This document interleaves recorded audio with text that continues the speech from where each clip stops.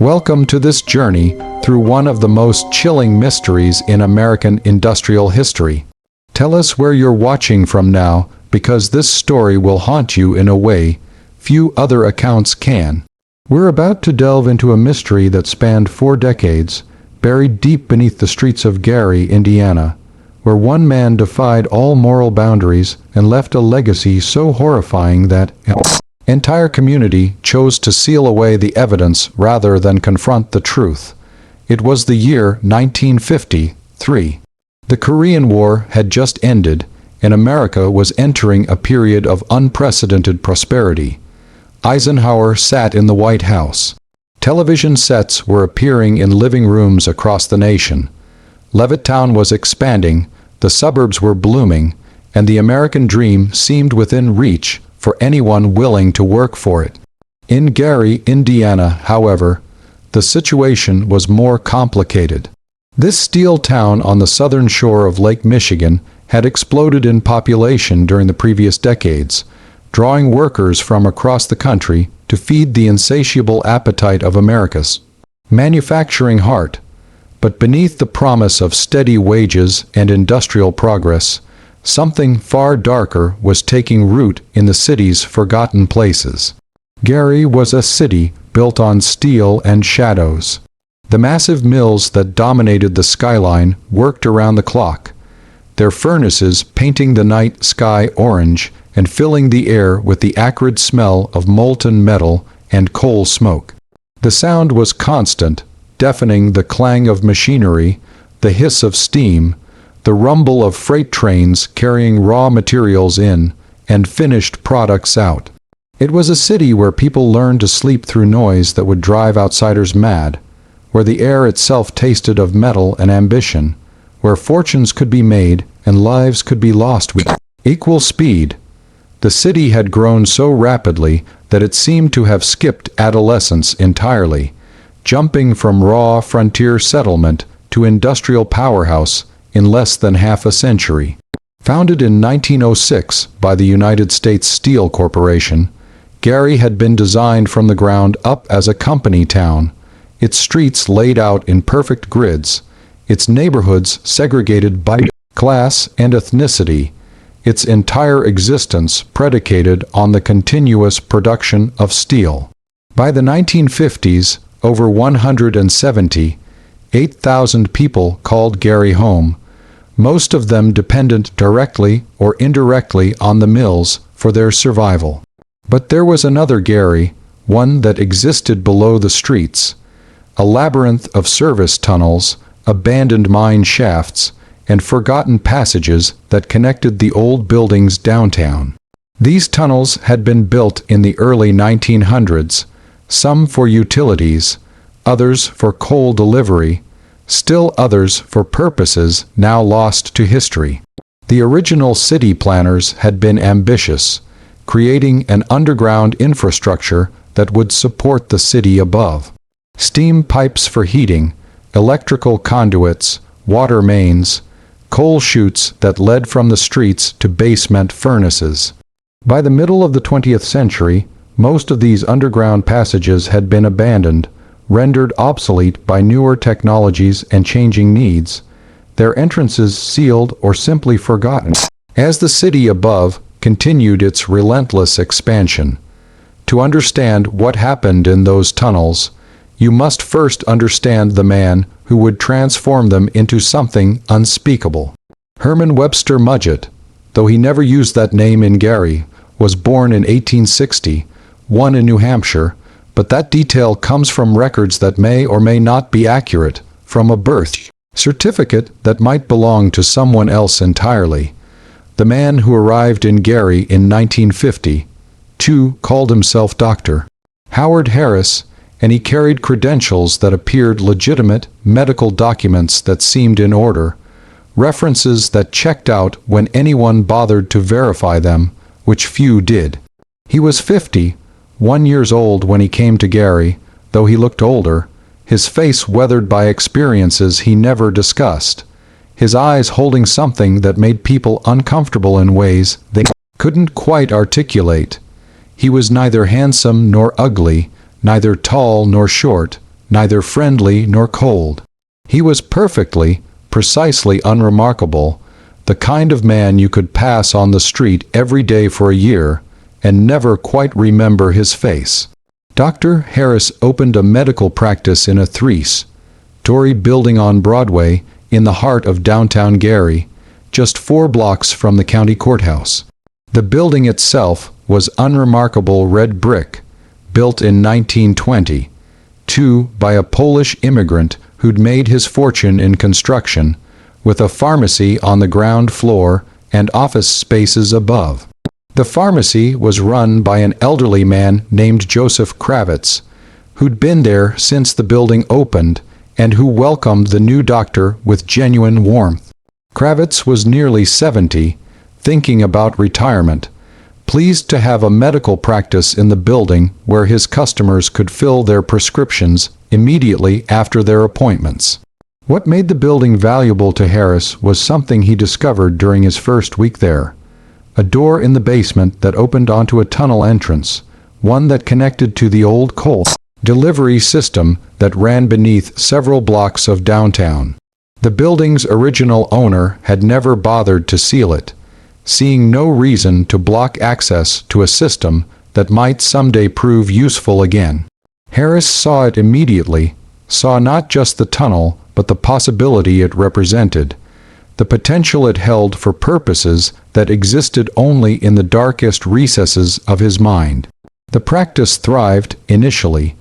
Dr. Harris had a way with certain patients, particularly those who existed on society's margins.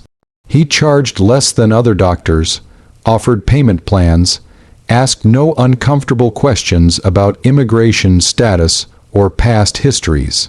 Drifters passing through looking for work in the mills found their way to his door. Women escaping difficult situations, fleeing husbands or fathers or pasts they couldn't bear to discuss. Men who'd lost their families to drink or gambling and now lived in boarding houses, disconnected from anyone who might notice if they disappeared. People who came to his office with ailments both real and imagined.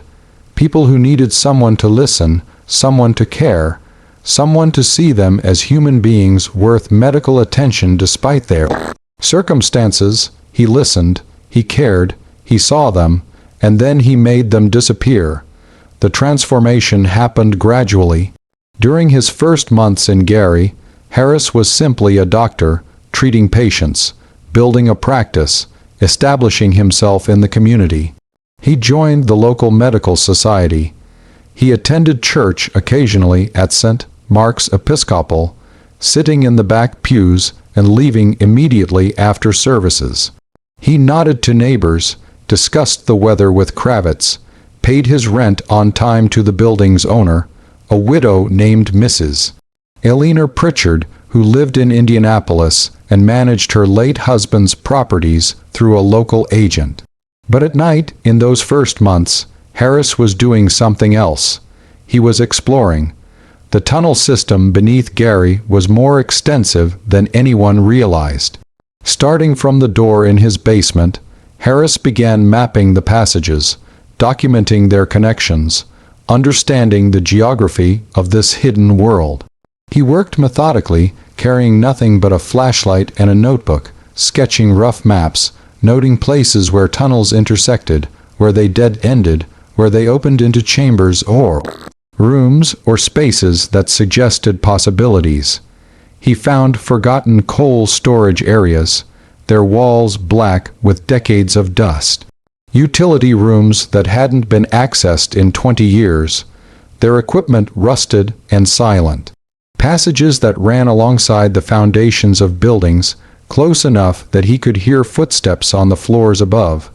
The muffled sounds of lives being lived in complete ignorance of his presence. Below, he found places where water leaked through cracks in the ceiling, creating underground pools that reflected his flashlight beam. He found places where the walls were crumbling, where tree roots had broken through the brick, where nature was slowly reclaiming what humans had built. And he found places that were perfect for his purposes. The first disappearance that can be definitively linked to Harris occurred in February of 1953. A man named Thomas Eugene Brennan, 42 years old, originally from Pittsburgh, had been living in a boarding house on Fifth Avenue for 7 months. He'd worked sporadically at the mills, taking whatever shifts he could get, saving every penny he could spare. His goal was simple: earn enough money to bring his wife Catherine and their 3 children, Margaret 8, Thomas Jr. 6, and baby Ann, just 2 years old, out from Pennsylvania to start their new life together in Gary. Thomas was a good man. Everyone who knew him said so. Mrs. Margaret Chen, who ran the boarding house, described him as quiet and polite, always paying his rent on time, never drinking or causing trouble. He kept his room neat, wrote letters to his family every Sunday evening, and talked constantly about the day they'd be reunited. He showed Mrs. Chen photographs Catherine in her Sunday dress, the children playing in their small yard in Pittsburgh, all of them squinting into the sun, smiling. On February 19th, Thomas woke with chest pain. It wasn't severe, but it was persistent, a tightness that made him nervous. He'd heard stories about men his age dropping dead at the mills, clutching their chests, gone before the ambulance arrived. He couldn't afford that. His family needed him, so he asked Mrs. Chen if she knew a doctor who wouldn't charge too much, and she mentioned Dr. Harris on Broadway, said he was reasonable, said he'd been good to one of her other boarders who'd had pneumonia. Thomas went to Dr. Harris's office that afternoon. Mrs. Chen saw him leave at 1:30, wearing his good coat, carrying his hat. He told her he'd be back in time for supper. He never returned. Catherine Brennan received her last letter from Thomas on February 26th. It had been written the day before his doctor's appointment, and was filled with his usual optimism. He'd calculated that by May he'd have enough saved. Just 3 more months, and they could buy train tickets. The children would love Gary, he wrote. There were parks, good schools, opportunities everywhere you looked. Margaret would make friends easily, she always did. Young Thomas would thrive here, learn a trade eventually, maybe even become an engineer. And baby Ann would grow up in a place where the future seemed limitless. When the next Sunday came and went without a letter, Catherine told herself the mail was slow. When another week passed, she sent a telegram to the boarding house. Mrs. Chen's reply was brief and devastating. Thomas missing since February 19th. Police notified, will write with details. Mrs. Chen did write a long letter explaining everything she knew, which wasn't much. She'd reported Thomas missing after 3 days. The police had taken down the information with the weary resignation of men who dealt with such reports regularly.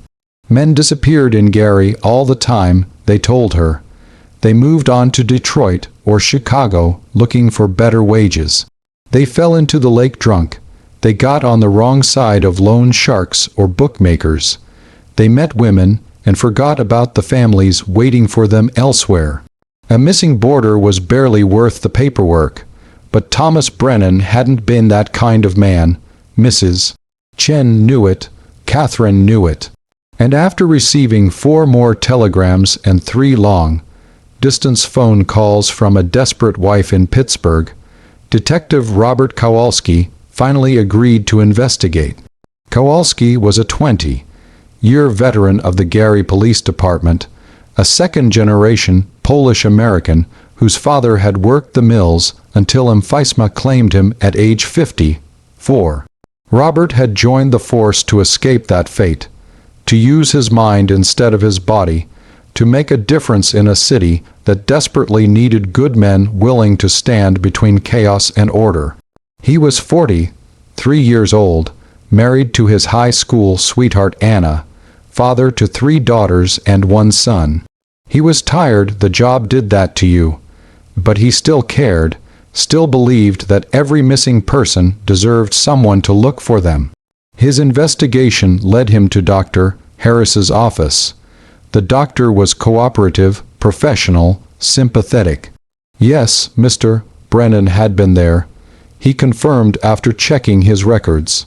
He'd examined him, found nothing seriously wrong, some stress, perhaps, the strain of being separated from his family, the physical demands of mill work. Harris had recommended rest, perhaps some time off if he could afford it. The man had left in good spirits around 3 o'clock, talking about finding steadier work so he could bring his family west sooner. Dr. Harris had no idea what might have happened to him afterward. Kowalski left with nothing but a vague sense of unease he couldn't justify. There was nothing wrong with Harris's story, nothing suspicious about his demeanor, nothing that suggested anything other than a routine medical visit. Yet something nagged at Kowalski, something he couldn't articulate even to himself, a feeling in his gut that whispered this man was lying, that something terrible had happened in that office, that Thomas Brennan had walked into that building alive and had left, if he'd left at all, as something else. But feelings weren't evidence. Kowalski filed his report, wrote to Catherine Brennan with the devastating news that he'd found no leads, and moved on to other cases because the work never stopped. The city never slept, and missing people were just one tragedy among many. Over the next 2 years, 7 more people vanished after visiting Dr. Harris's office.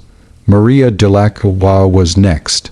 23 years old, 5 months pregnant, she'd come to Gary from Kentucky running from the father of her unborn child, a married man who'd promised to leave his wife but never intended to follow through. Maria had found work at a diner on 5th Street, saving money, trying to figure out how she'd manage alone with a baby. She went to Dr. Harris in June of 1953, complaining of morning sickness that seemed worse than normal. The diner owner, a kind woman named Ruth Patterson, had recommended him. Maria never returned to her rented room above the hardware store. Then came Vincent Shaw, a veteran of the Second World War, who'd come home with what they called shell shock, what we now recognize as post-traumatic stress disorder. He was 31, living alone, suffering from nightmares that left him screaming at 3 in the morning, unable to hold down a job because sudden noises would send him diving for cover. He went to Dr. Harris in September of '53, seeking help, medication, anything that might quiet the war that still raged in his head. His landlord reported him missing a week later when the rent went unpaid. Walter Morrison was 76, a widower with no children, spending his last years in a small apartment near the mills where he'd worked for 47 years before retirement. He'd been a foreman, respected by his crews, known for fairness in an industry where fairness was rare. Arthritis was making his life difficult. He went to Dr. Harris in November of '53, hoping for something to ease the pain in his hands and knees. His neighbors didn't notice he was gone for 3 weeks. He was quiet, kept to himself, and people assumed he'd gone to stay with relatives for the holidays. The Henderson brothers, Jack and Michael, disappeared together in January of '54. They were 29 and 26, born in Mexico, working illegally at the mills under false names, sending money home to their mother in Guadalajara. Jack had injured his back lifting steel beams, pain so severe he couldn't straighten up. Michael had brought him to Dr. Harris because they were afraid that going to the company, Doctor would expose their illegal status and get them deported. Their foreman reported them missing when they didn't show up for work. But the police investigation went nowhere because the names they'd been using were false, and no one knew who they really were. Sarah Whitmore was 38, a schoolteacher who'd fled an abusive marriage in Ohio. She'd come to Gary with nothing but a suitcase and her teaching credentials, found work at Jefferson Elementary, rented a room in a boarding house for single women. She went to Dr. Harris in March of 54 with headaches that wouldn't stop, worried they might be something serious. Her fellow teachers noticed her absence, reported her missing, mourned her loss. The police added her to the growing list of unsolved disappearances that seemed to define Gary in those years. And finally, though he didn't know it would be his last, there was Peter Adamowski, 63, a machinist who'd worked at the mills since the day they opened. He'd never married, lived alone, spent his wages on books and chess problems and little else. He went to Dr. Harris in March of 55, complaining of a persistent cough he feared might be the beginning of the lung disease that had claimed so many of his fellow workers.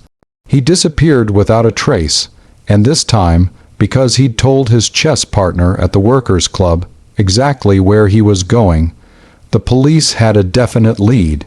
8 people, 8 lives cut short, stolen, erased from existence. 8 families left wondering, grieving without bodies, haunted by hope that maybe, somehow, their loved ones had simply chosen to disappear, to start over somewhere else, to walk away from their old lives without looking back. It was a comforting lie that none of them truly believed.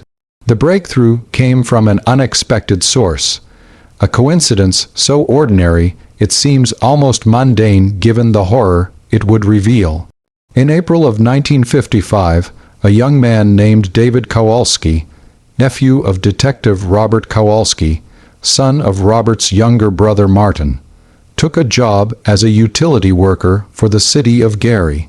David was 23 years old, newly married to his high school sweetheart Jennifer, eager to prove himself reliable and hardworking, hoping to move up eventually to a supervisory position where the pay was better and the work less physical. His responsibilities included inspecting and maintaining the old tunnel system beneath downtown, work that most people considered unpleasant but necessary, the kind of job that needed doing but that no one particularly wanted to do. David didn't mind. He'd grown up hearing his uncle's police stories, understood that sometimes the important work was the unglamorous work, the routine checks and documentation that kept a city functioning. Plus, he got to work alone most days, and there was something peaceful about that, something meditative about walking through those old tunnels with nothing but his flashlight and his thoughts. On April 7th, David entered the tunnel system through an access point behind the county courthouse, one of the oldest parts of the underground network. He was checking for water damage, a routine task made necessary by the spring thaws that were turning the frozen ground into mud, sending meltwater seeping through every crack and crevice. He carried a flashlight, a notebook, a measuring tape, and a sense of invincibility that came from youth and inexperience. The tunnels were exactly as unpleasant as everyone said. Damp air that seemed to cling to your skin, making your clothes feel perpetually wet. Walls covered in mold and efflorescence where minerals leached through the brick, creating strange white patterns that looked almost decorative in the flashlight beam. The constant sound of dripping water, sometimes slow and rhythmic, sometimes rapid and chaotic, coming from everywhere and nowhere at once.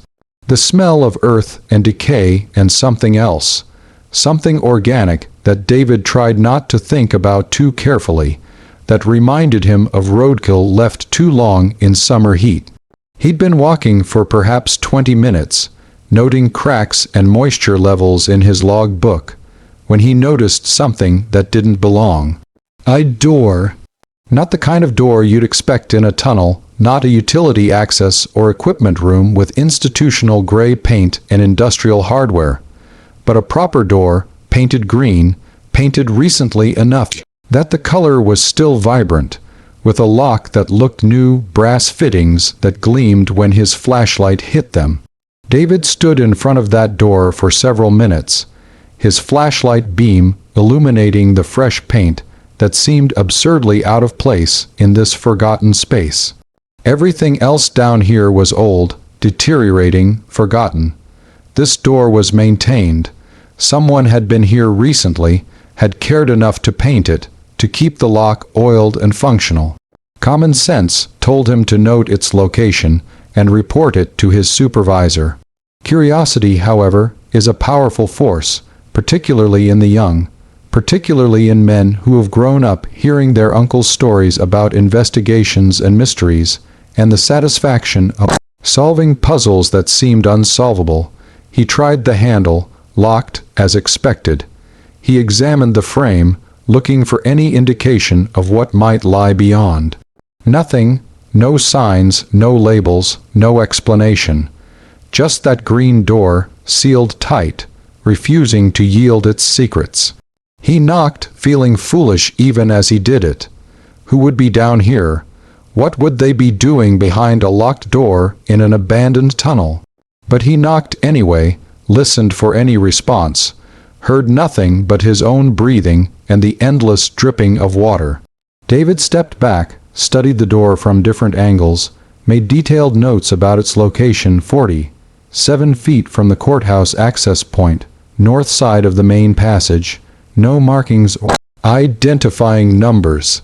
Then, because he was conscientious and thorough, he took out his measuring tape and documented the door's dimensions. 7 feet tall, 3 feet wide, solid wood, hinges on the left side. He would report this, absolutely. As soon as he finished his rounds, he'd tell his supervisor about the mysterious green door in the tunnels beneath downtown Gary. And then maybe someone would explain what it was doing there, why it was locked, why someone had painted it so recently. David continued his inspection, checking 2 more tunnel segments before returning to the surface. It was 4:30 in the afternoon when he emerged, blinking in the spring sunlight, his clothes damp with tunnel moisture, his boots caked with mud. Frank Morrison, his supervisor, was a man who'd been working in city maintenance for 30 years, long enough to see 3 mayors come and go, long enough to develop the kind of institutional knowledge that wasn't written in any manual. He was 50, 6 years old, balding, perpetually tired, counting the days until retirement. He listened to David's report with increasing unease. A green door, yes sir, recently painted, locked. I documented the location in my log. Morrison's face had gone pale. He set down his coffee cup with a hand that trembled slightly. Where exactly? David showed him the notes, described the precise location. Morrison stared at the documentation for a long moment, his jaw working as if he were chewing on words he didn't want to speak. Leave it alone, he finally said. Sir, I said leave it alone. Morrison's voice was sharp, urgent. That door's been locked since before you were born, and there's good reason for it. You document where it is in the official logs, and you forget about it. You don't try to open it. You don't talk about it, you just leave it alone. David wanted to ask why, wanted to understand what could possibly be behind a door that would warrant such a reaction. But something in Morrison's expression stopped him, not anger, but fear. Real, genuine fear in the eyes of a man who'd worked these tunnels for 3 decades and thought he knew all their secrets. But David Kowalski was his uncle's nephew, which meant he'd inherited a specific kind of stubbornness, a refusal to let mysteries lie unsolved when they might be important. That evening, over dinner with Jennifer in their small apartment, he told her about the green door. And then, because he couldn't help himself, because the mystery was eating at him, he called his uncle. Robert Kowalski listened to his nephew's story with growing interest. He'd been following the disappearances, the pattern that seemed to emerge from nowhere and lead nowhere, the cases that haunted him precisely because there were no leads, no evidence, no closure for the families left behind. Peter Adamowski's disappearance had been particularly frustrating because, for once, they'd known exactly where the victim had gone, to Dr. Harris's office. But Harris had been cooperative, concerned even, helping them search his office, showing them his appointment books, providing every detail they'd asked for. There had been nothing to suggest foul play, nothing to justify further investigation, but a locked door, painted recently, in a supposedly abandoned tunnel system. A door that Frank Morrison, who knew every inch of those tunnels, was afraid to open. Robert Kowalski felt something cold settle in his stomach, that same intuition that had whispered to him 3 years earlier when he'd interviewed Dr. Harris about Thomas Brennan. This time, he intended to listen. The next morning, Detective Robert Kowalski assembled a small team. He'd been careful about this, selecting only men he trusted completely, men who wouldn't leak details to the press or the department gossips, men who understood that sometimes investigations required discretion until you knew what you were dealing with. Detective James Walsh was 41, a 15-year veteran with a reputation for thoroughness and calm under pressure. He'd worked homicides, robberies, assaults, had seen enough violence to be unshakable, or so everyone thought. Detective Anthony Romano was younger, 34, only 8 years on the force, but already being groomed for higher positions. He was smart, ambitious, but also genuinely committed to justice, not just career advancement. And David, who knew the tunnel layout, who'd found the door, who deserved to see this through. They entered the tunnel system at dawn on April 8th, carrying powerful flashlights, a crowbar, evidence collection materials, and something else. A growing sense that they were about to discover something that would change everything. The tunnel seemed different when approached with purpose rather than routine. Every shadow held potential meaning. Every sound echoed with possibility. The dripping water became a metronome counting down to revelation. The smell that David had tried not to think about seemed stronger now, more insistent, as if the tunnel itself was trying to warn them away. They walked in silence, their flashlight beams cutting through the darkness, creating moving circles of illumination that made the shadows seem alive. David led the way, consulting his notes, counting paces, making sure they were going to the right location. Behind him, the 3 detectives followed, their hands unconsciously resting on their service revolvers, responding to an instinct that whispered danger. They reached the green door. In the combined illumination of 4 flashlights, it looked even more out of place, even more wrong. Fresh paint in a space where everything else was crumbling. A well-maintained lock in a place where nothing had been maintained in decades. It was an announcement, Kowalski realized.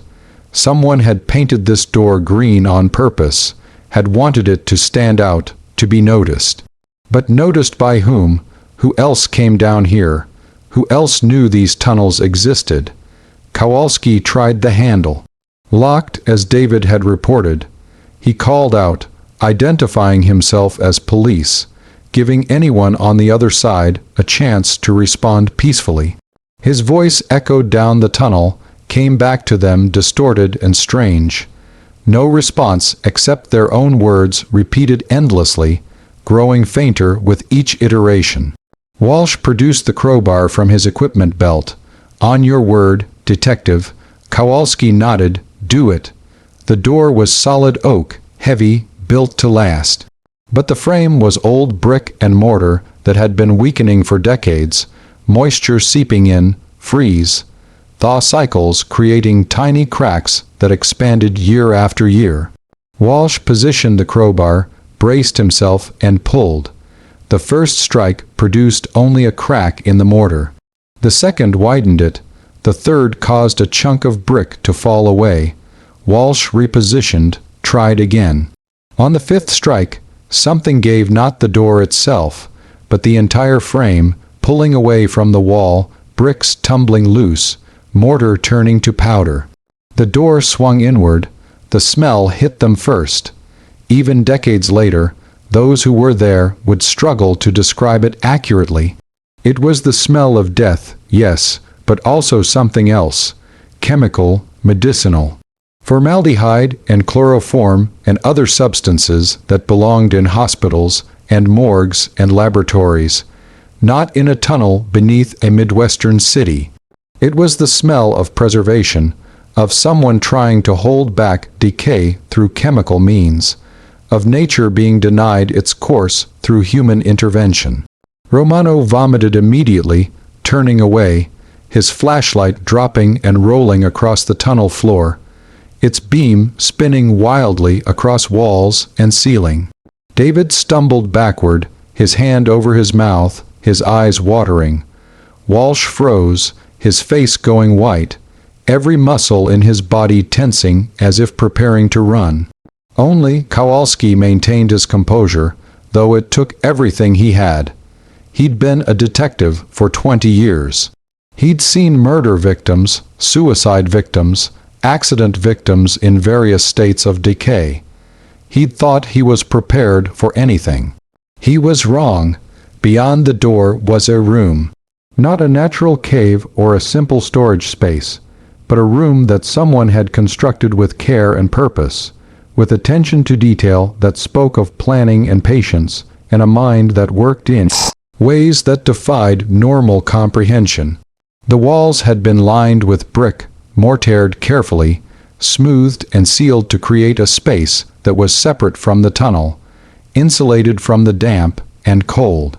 The floor was concrete, poured level, clean despite decades of existence.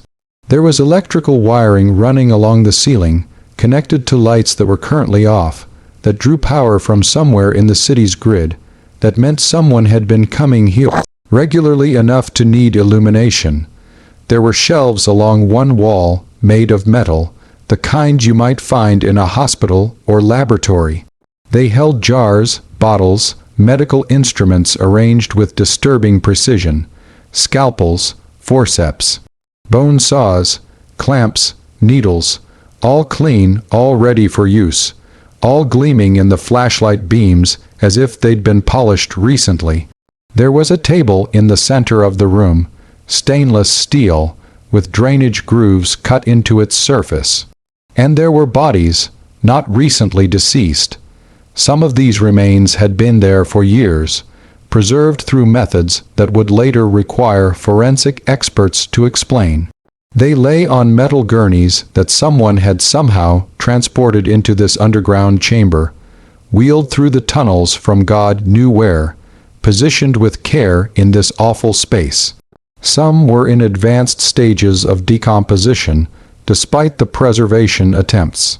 Others looked almost alive, their skin waxy and pale but intact, their expressions frozen in whatever emotion had gripped them at the moment of death. Kowalski's flashlight beam moved methodically across the space, his training asserting itself despite the horror, his mind automatically cataloging details that would be important later. He counted 6 bodies visible, 3 appeared to be male, 3 female, various ages, different stages of preservation. Fully clothed in some cases, partially clothed in others, suggesting they'd been brought here at different times, under different circumstances. He moved deeper into the room, Walsh following behind, both men breathing through their mouths despite knowing it would do little good, the smell penetrating not just through their noses but seeming to coat their throats, their lungs, settling into their very beings in a way they'd never be able to completely wash away. A second door stood at the far end of the room. It was also painted green, also locked. Jesus Christ, Walsh whispered, his voice breaking. How far does this go? They would discover the answer over the following days, as more officers entered the tunnels with better equipment and stronger stomachs, as crime scene technicians photographed and documented and measured, as the full scope of what they'd found became horrifyingly clear. Dr. Howard Harris had constructed a labyrinth beneath Gary, Indiana. He'd used existing tunnels where possible, excavated new passages where necessary, working over years with patience that seemed inhuman, creating something that defied easy explanation. He'd created an underground complex that spanned 3 city blocks, accessible from multiple points, each entrance carefully concealed or disguised as something innocuous. A door in the basement of his building, an entrance behind a warehouse, a hatch beneath a storm grate, a passage that opened into the foundation of a condemned building. The first room they'd found was just the beginning. Beyond the second green door was a corridor that led to another chamber. That chamber connected to another passage. The passages formed a network, a maze, a terrible web with Harris's office building at its center, and rooms spreading out like tumors through the earth. Some rooms were laboratories, equipped with tools and chemicals and notebooks filled with observations written in Harris's neat, precise hand. Some were storage areas, holding supplies and equipment. Some were simply cells, empty rooms with locks on the outside, spaces designed to hold people against their will, though whether anyone had been kept alive here for any length of time would never be definitively proven.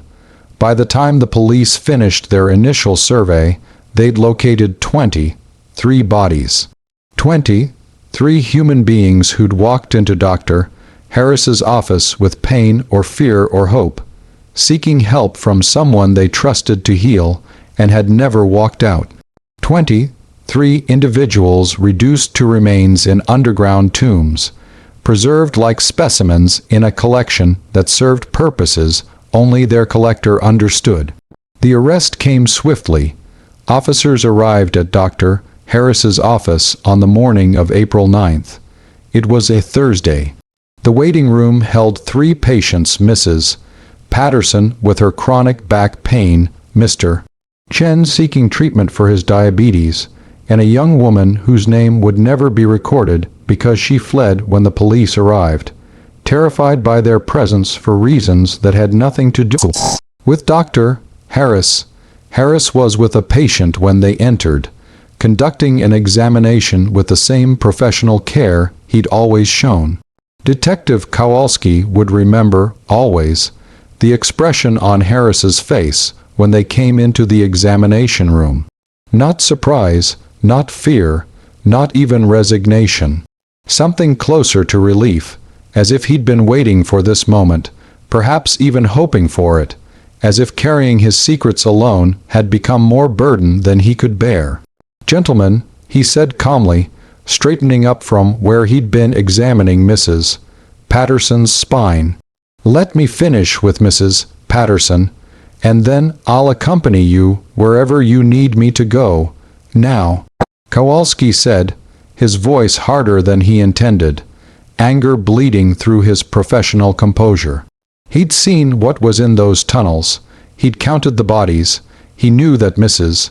Patterson was minutes away from becoming number 24, if they hadn't arrived when they did. Harris nodded, as if this was perfectly reasonable, as if being arrested for serial murder was just another appointment in his schedule. He apologized to Mrs. Patterson with genuine concern, told her the back issue was likely nothing more than muscle strain, recommended warm compresses and rest. Then he put on his coat and hat with the careful precision of a man preparing for an important engagement, buttoned each button methodically, adjusted his collar, smoothed down his hair. "I'll need to lock my office," he said. "We'll take care of that," Walsh replied. "There are patient files that need to be secured. Confidentiality is important, even under these circumstances." The statement was so absurd, so divorced from the reality of what he'd done, that no one could think of an appropriate response. Harris took their silence as agreement, locked his office door, pocketed the key, and walked between the detectives toward the waiting police car with the dignified bearing of a respected professional rather than a man who'd just been arrested for multiple homicides. He never denied anything. This fact would prove both helpful and frustrating during the investigation that followed. Harris acknowledged that the bodies were his responsibility. He confirmed that he'd killed these people. He admitted to constructing the underground rooms, to transporting the bodies, to preserving them through chemical means he'd learned during his medical training, or claimed to have learned since. Verification of his actual medical credentials remained elusive. What he wouldn't explain was why. The interrogation room at the Gary Police Department was standard for the era. A small, windowless space with concrete walls painted institutional green, a metal table bolted to the floor, uncomfortable chairs that encouraged suspects to talk just to end the discomfort. Detective Kowalski sat across from Harris, a stenographer in the corner documenting every word, Walsh and Romano observing through a one-way mirror. "I had my reasons," Harris said during his first interrogation, his hands folded calmly on the table before him. "They made sense at the time. They still make sense now, though I don't expect you to understand. Try us," Kowalski said, his voice carefully neutral despite the rage burning in his chest. He kept seeing the bodies, kept thinking about Thomas Brennan's wife receiving telegrams with no answers, about Maria Delacroix's unborn child who'd never draw breath, about all the families still waiting for people who would never come home. Harris smiled. It was a gentle smile, grandfatherly almost, completely at odds with the nature of his crimes. "Understanding requires context you don't possess, detective. Experience you haven't had. It's not a matter of intelligence. You seem quite intelligent.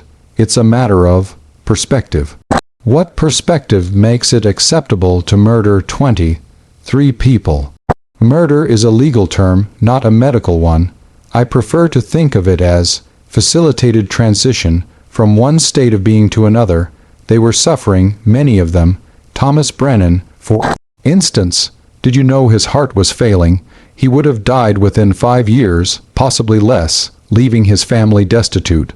Maria Delacroix was bringing a child into circumstances that would have guaranteed suffering for both of them. Vincent Shaw was tormented daily by memories of a war he couldn't escape. Walter Morrison was slowly being consumed by arthritis that would have left him in agony for whatever years remained to him. Kowalski leaned forward. "So you killed them out of mercy?" "No, no." Harris waved a hand dismissively. "Mercy was merely a convenient coincidence, a secondary benefit to my primary purpose. I killed them because I needed to understand." "Understand what?" Harris's expression became distant, almost dreamy. "The process, the transition, the precise moment when life becomes death. Medical science has documented the physical mechanics, the cessation of heartbeat, the end of respiration, the gradual cooling of the body, but those are merely symptoms, detective. They don't explain what actually happens. Where does the consciousness go? What changes in the instant between living and dead? Is there a soul, and if so, what happens to it? These are questions that have plagued humanity since we first became aware of our own mortality, and I sought to answer them through direct observation." The stenographer's fingers had frozen on the keys. Kowalski felt his stomach turn. "You experimented on them." "I observed them. There's a difference, though perhaps a subtle one. I created conditions where I could witness the transition under controlled circumstances. Different methods produced different results. Some transitions were rapid, instantaneous, really, too quick for meaningful observation. Others were more gradual, allowing me to document the progression, the stages, the precise sequence of events that occur as life departs." Kowalski stood up, his chair scraping against the concrete floor. "You tortured them." "Pain was sometimes a factor, yes, but not the purpose. Pain is merely sensation, detective. It's not the same as suffering, though the two are often confused. I kept meticulous records of everything: heart rate, respiration, pupil dilation, skin temperature, muscle response. The data I collected over 3 years is extraordinary, unprecedented, really. No researcher has ever had access to such a diverse sample under such controlled conditions.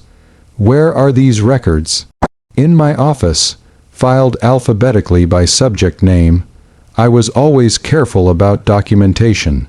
Sloppy record keeping is the hallmark of bad science. The records were indeed in his office, discovered during a search that same afternoon.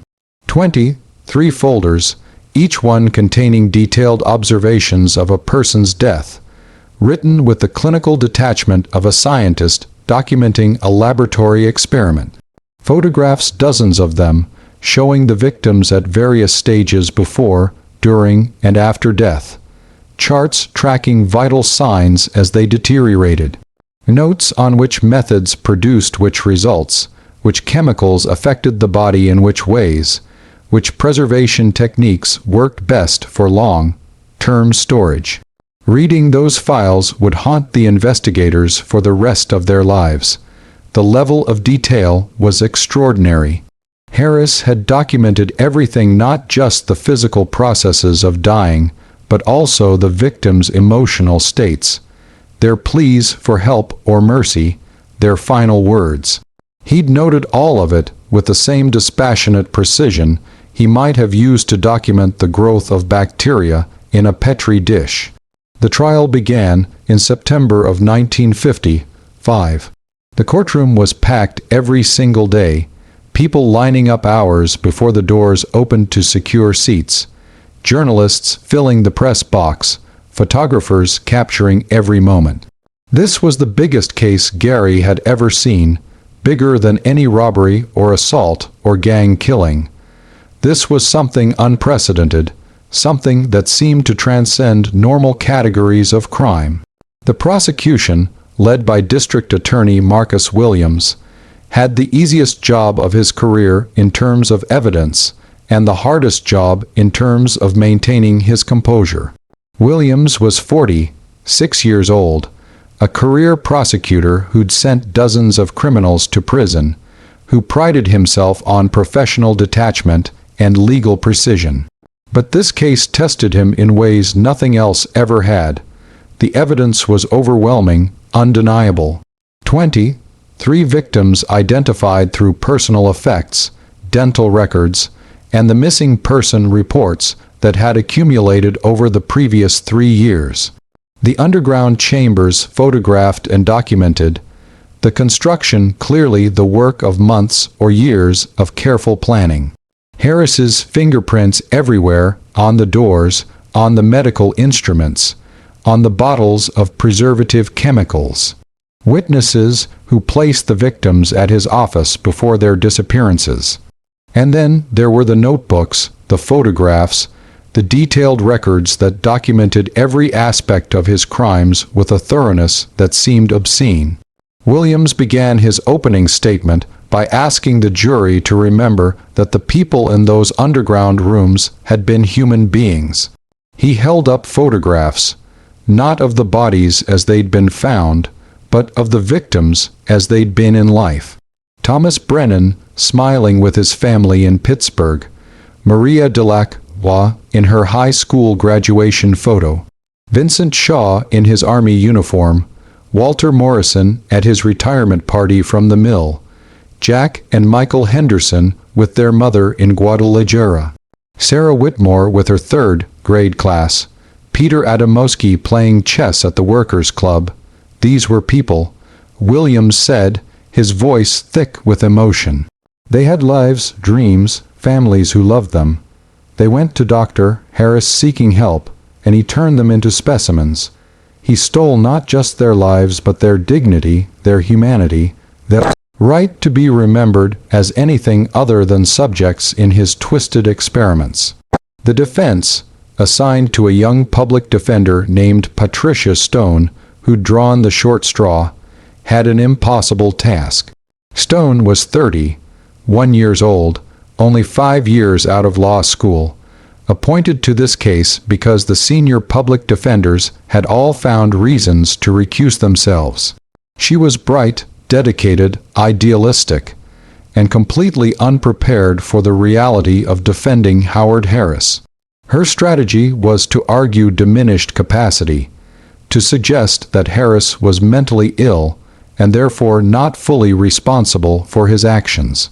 It was the only strategy available, given that he'd confessed to everything. Psychiatrists were called. They examined Harris extensively, conducting interviews, administering tests, analyzing his responses and behaviors. Their conclusions were complicated and ultimately unhelpful to the defense. Dr. James Morrison, no relation to Frank Morrison or Walter Morrison, was the state's expert witness, a renowned psychiatrist from Northwestern University who'd evaluated hundreds of criminal defendants. He spent 12 hours with Harris over 3 days, conducting the most thorough evaluation of his career. His testimony was devastating to the defense. Mr. Harris is certainly unusual in his thinking, Morrison testified. His capacity for empathy appears severely limited.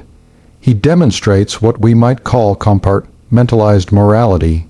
He understands that society deems his actions wrong, but he's created an internal framework where those societal judgments don't apply to him. He believes his work had scientific value that superseded normal moral constraints. In your professional opinion, Williams asked, is Mr. Harris insane? No, he's quite sane by any legal or medical definition. He knows the difference between right and wrong. He understands that what he did violated laws and social norms. He simply doesn't care. He prioritized his curiosity, his desire for knowledge, above the lives and welfare of others. That's not insanity, Mr. Williams. That's something else entirely. What would you call it? Morrison paused, choosing his words carefully. Evil, I know that's not a psychiatric term. It's not in any diagnostic manual, but sometimes the old words are the best ones. What Mr. Harris did, the way he did it, the complete absence of remorse or recognition that his victims deserved anything better than to be research subjects in his private laboratory. That's evil. Pure, calculated, methodical evil. The word hung in the courtroom like smoke after a gunshot. Evil, a term that felt both inadequate and precisely accurate, ancient, and yet the only label that seemed to fit.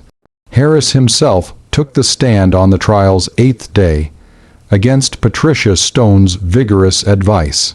She'd argued with him for hours the night before, trying to make him understand that testifying would be disastrous, that the prosecutor would eviscerate him, that every word he spoke would only deepen the jury's horror.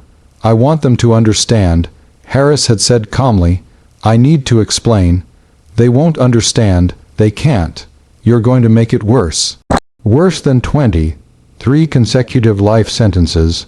Miss Stone, I'm aware of my situation. I simply want the opportunity to speak for myself, to explain my work in my own words rather than through the distorted lens of hostile witnesses. Stone had ultimately relented because she had no choice. A defendant has the right to testify, even when it's clearly against their best interest. Harris took the stand wearing the same calm expression he'd maintained throughout the trial. He was sworn in, promised to tell the truth, and then proceeded to speak for 3 hours, describing his life, his training, his arrival in Gary, his discovery of the tunnels, his gradual realization of the opportunity they represented. He talked about the underground rooms as if they were an art gallery, speaking with pride about the engineering challenges he'd overcome, the structural improvements he'd made, the care he'd taken to ensure the spaces remained dry and secure, despite being below the water table. He discussed the preservation techniques he'd employed with the enthusiasm of a craftsman describing his trade, explaining which chemicals worked best for different purposes, how temperature and humidity affected the results, the trial and error process he'd gone through to perfect his methods. What he never discussed, what he seemed genuinely incapable of discussing, was his victims as people. They remained, in his telling, objects of study, specimens, resources for his work. When pressed by Williams to acknowledge their humanity, to recognize them as individuals with families and futures, Harris seemed genuinely confused by the question. They were human, certainly, he said, his tone suggesting he was explaining something obvious to a slow child. That was the point. The human form is remarkably resilient under certain conditions, remarkably fragile under others. Understanding those parameters, mapping the precise boundaries between life and death, requires observation under controlled circumstances. These individuals provided valuable data that would have been impossible to gather through any other means. Valuable data. Williams's voice rose despite his intention to remain professional, his composure finally cracking under the weight of what he was hearing. Mr. Brennan had a wife and 3 children waiting for him in Pittsburgh. His daughter Margaret still writes letters to this department asking if we found her father. Mrs. Delacroix was 5 months pregnant. You killed not just her, but her unborn child. The Henderson brothers had a mother in Mexico who sent telegrams every week for 6 months before she finally accepted they weren't coming home. Sarah Whitmore had students who loved her, who cried when she disappeared. Peter Adamowski played chess with men who considered him a friend. These were people, Dr. Harris, human beings, with lives and families and futures you stole from them. Harris considered this for a long moment, his expression thoughtful, as if he were genuinely trying to understand Williams's point. The courtroom was absolutely silent, everyone leaning forward, waiting for his response. Yes, he finally said. I suppose they were, but everyone dies, Mr. Williams. Everyone. That's the one absolute certainty of human existence. The question isn't whether death comes, but what we learn from it when it does. Most people die, and their deaths teach us nothing. They're simply losses, tragic wastes of potential knowledge. I ensured that these deaths had meaning, that something was learned, that their transitions contributed to our understanding of the most fundamental question humans have ever asked. What happens when we die? They didn't want to contribute to your understanding. Williams was shouting now, his face red, his hands gripping the podium so hard his knuckles were white. They wanted to live. They came to you for help, trusted you, and you murdered them. I facilitated their transitions under conditions that allowed for meaningful observation and documentation. The fact that they didn't explicitly consent is regrettable from a procedural standpoint, but it doesn't diminish the value of what I learned through them. The courtroom erupted. Judge Harold Thompson had to pound his gavel for nearly a minute before order was restored, his bailiffs threatening to clear the gallery if people didn't control themselves. Patricia Stone had put her head in her hands, knowing that any chance of a diminished capacity verdict had just evaporated. The jury members sat frozen, their faces reflecting a mixture of horror, disgust, and something else. A kind of baffled incomprehension that anyone could speak about such acts with such complete detachment. Several jury members were crying. One was visibly shaking. The foreman, a mill worker named Carl Swenson, who'd served in the war and thought he'd seen the worst humanity had to offer, would later say that listening to Harris testify was more disturbing than anything he'd experienced in combat, because at least in war you understood that the enemy saw you as an enemy. Harris saw his victims as nothing at all, just raw material for his experiments. Williams cross-examined Harris for another 2 hours, but it was almost redundant. Harris had already convicted himself more thoroughly than any prosecutor could have. Every answer he gave, every explanation he offered, only reinforced the image of a man completely divorced from normal human emotion and morality. The closing arguments were brief. Williams simply reminded the jury of the victims, showed their photographs again, read excerpts from the letters their families had sent to the police department. Stone did her best to argue that Harris's very detachment proved he was mentally ill, that no sane person could commit such acts with such complete absence of remorse. It was a valiant effort, but the jury's expressions made clear it wasn't working. The verdict came after less than 2 hours of deliberation. Guilty on all 20, 3 counts of first-degree murder. The jury foreman's voice shook as he read the verdict, and several jury members were openly crying by the time he finished. The sentencing phase was brief.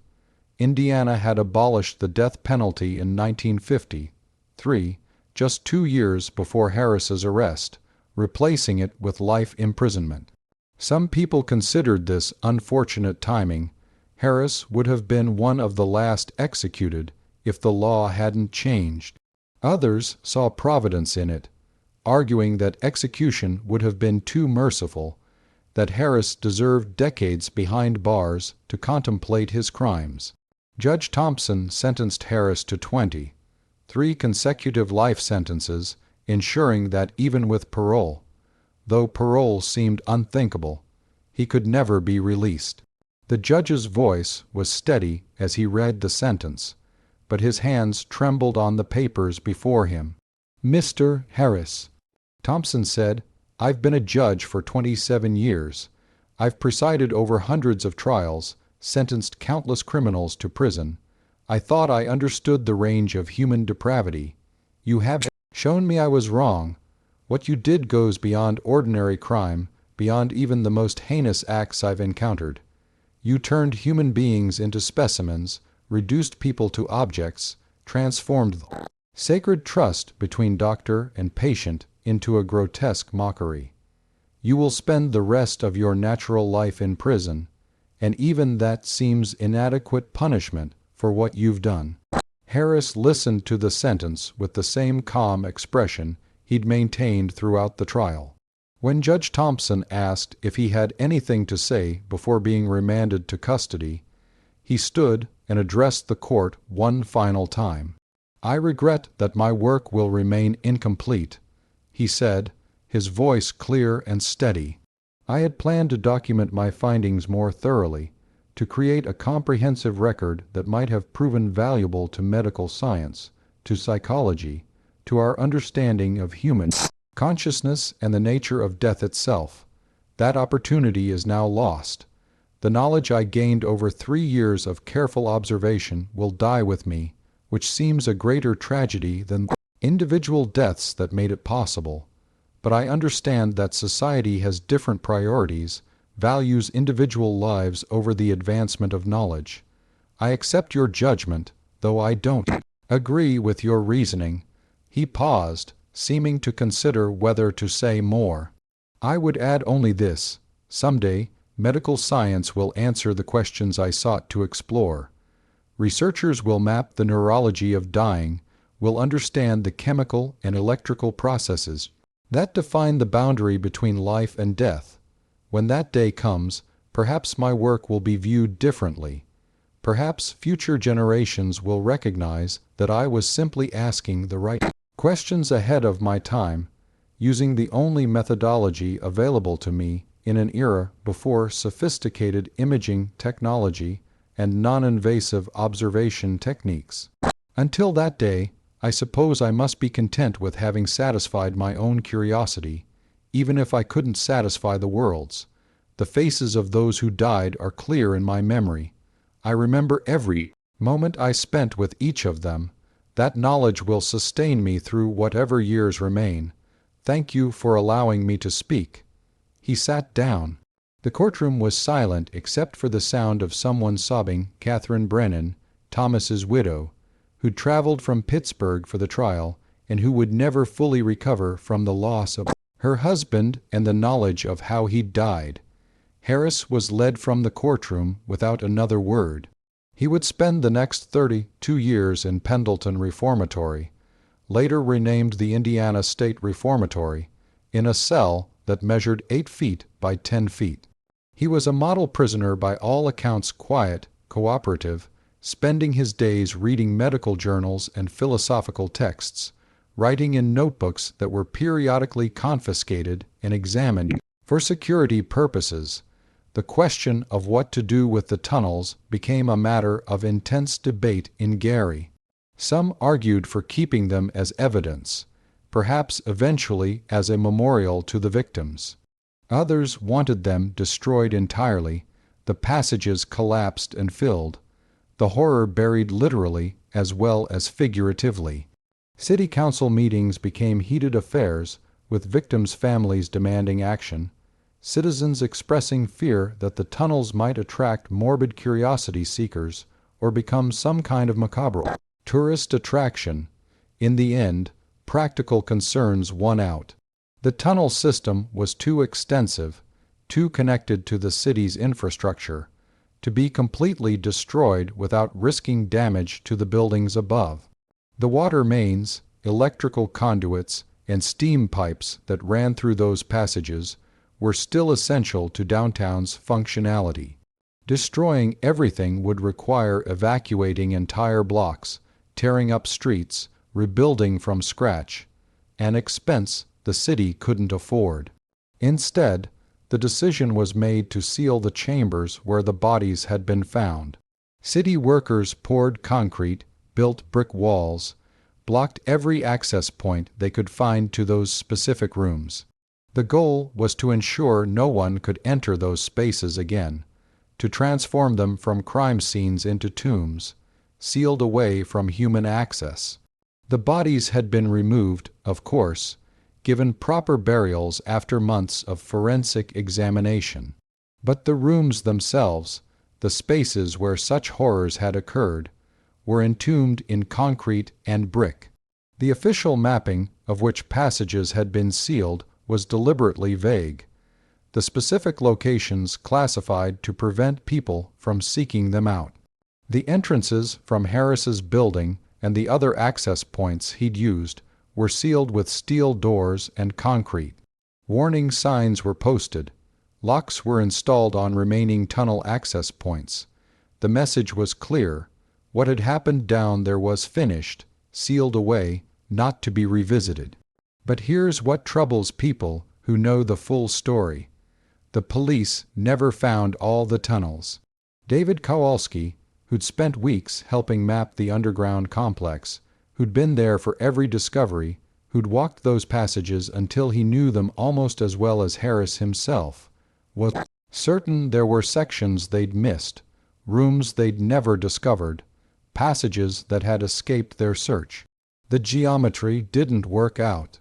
The space they'd documented was substantial, yes, 3 city blocks worth of interconnected tunnels and chambers, but there were gaps in the mapping, places where the tunnels should have connected but apparently didn't, locked doors they'd found and decided not to open after discovering what lay behind the first ones they'd breached.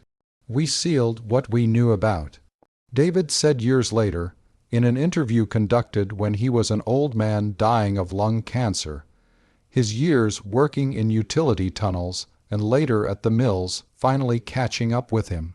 He was 71, confined to a hospital bed, his voice raspy from the oxygen mask he needed to breathe. But I think there was more. I think maybe a lot more. The math never added up right. We'd measure a building's foundation, know exactly where the tunnel beneath it should be, and then find that tunnel and discover it was shorter than it should have been. Like there were spaces we couldn't account for, rooms built into the gaps. The interviewer, a graduate student researching the Harris case for her criminology thesis, asked if he'd reported these discrepancies. Of course I did, multiple times, but by that point everyone just wanted it over with. The city wanted to move on, pretend it never happened. The police had solved the case, caught the killer, found the victims. What more was there to do? And honestly, I think people were afraid of what else we might find down there if we kept looking, afraid that maybe 23 wasn't the final count. He paused, struggling with his breathing, the oxygen mask fogging and clearing with each labored breath. Harris would smile sometimes during the investigation. We'd think we'd found everything, mapped the whole complex, and he'd get this little smile, like he knew something we didn't, like there were secrets he'd never tell us, places he'd never reveal, and that smile, God, that smile kept me awake for years. Harris himself never clarified the issue. During his 32 years in prison, he died of a massive stroke on March 14, 1987, at the age of 86.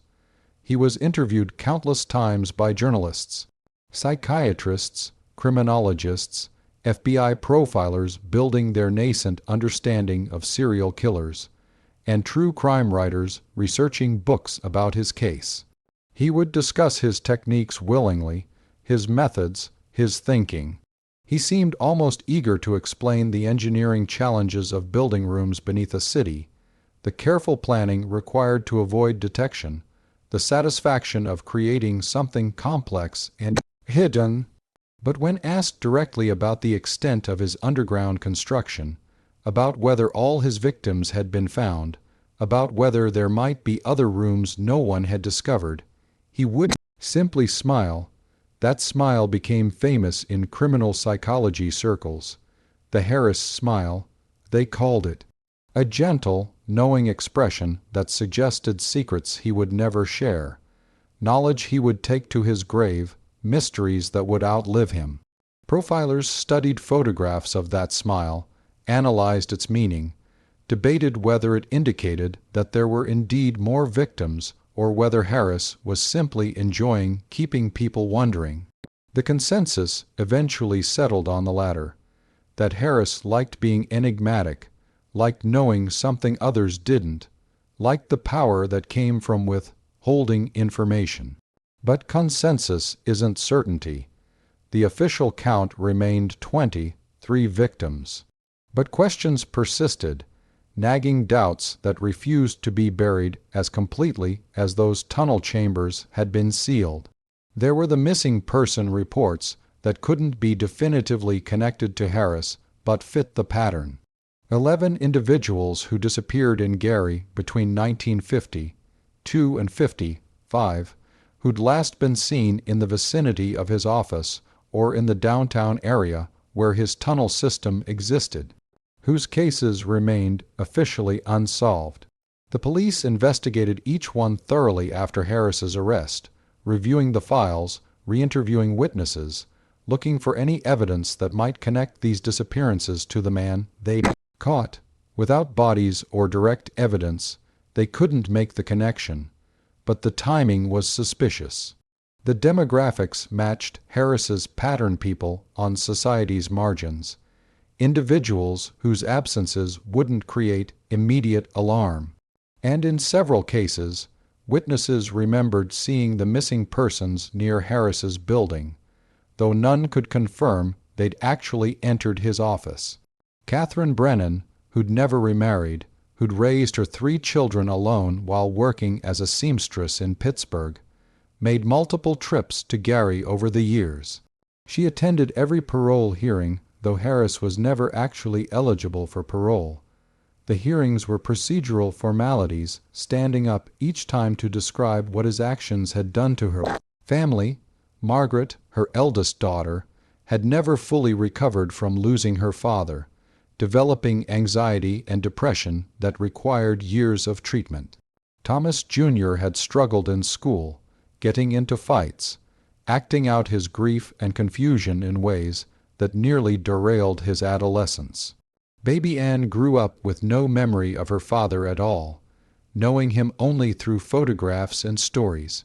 People tell me I should move on, Catherine told a reporter in 1972, on the 20th anniversary of Thomas's disappearance. They say holding on to anger will consume me, that I need to forgive for my own peace of mind. But how do you forgive something like this? How do you let go of the knowledge that your husband trusted someone, sought help from them, and was murdered for that trust? And worse, knowing that there might be other families out there who don't even have the closure I have, whose loved ones might still be down there in tunnels we never found. She died in 1994, never having received a satisfactory answer to whether there had been more victims, never knowing if her suspicions were justified or simply the product of a grief that had no outlet. And there was the matter of time. Harris had been in Gary for just under 3 years when he was arrested. Yet the underground complex showed evidence of work that seemed to span much longer. Some of the passages were old, yes, existing structures he'd simply modified, brick work and concrete that dated back to the early 1900s. But others appeared to be his own construction, and the engineering required the excavation, the brickwork, the electrical wiring he'd somehow tapped into the city's power grid, the ventilation systems that kept the air breathable in those deep chambers. All suggested years of effort, not months. How had he done so much work in so little time? Working alone, presumably at night to avoid detection, he would have needed to excavate tons of earth, transport it out of the tunnels somehow without anyone noticing, lay brick and pour concrete, install lights and wiring. It was possible, theoretically, but it stretched credibility, unless he hadn't been working alone.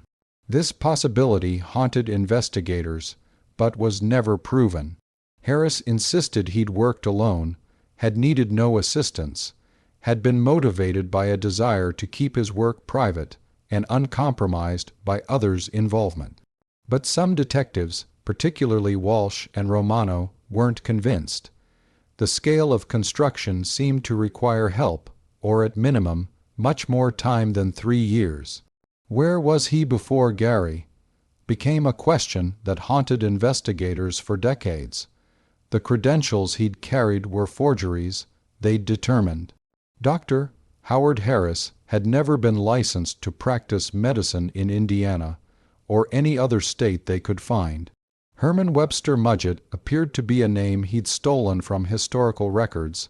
There had been a notorious killer by that name in the late 1800s, H. Holmes, who'd operated a murder castle in Chicago during the World's Fair. Whether Harris knew this history, whether he'd chosen the name deliberately as some kind of dark homage, or whether it was simply coincidence remained unclear. They traced him back to Chicago, where he'd lived briefly in 1950, one under yet another name. Before that, possibly Detroit in the late 1940s. Before that, the trail went cold. His fingerprints weren't in any database. His face didn't match any wanted posters or missing person reports. He'd existed below the notice of law enforcement for decades, moving from place to place, using different identities, leaving no trace except the bodies he'd buried and the tunnels he'd constructed. FBI involvement brought more resources, but no more answers. Agents fanned out across the Midwest, checking other cities with old tunnel systems, looking for similar patterns of disappearances, searching for evidence that Harris might have operated elsewhere. Before coming to Gary, they found nothing conclusive. There were unsolved disappearances in Chicago, Detroit, Indianapolis, Milwaukee. But there were always unsolved disappearances in big cities, and without evidence connecting them to Harris, they remained just that, unsolved. The frustration was enormous.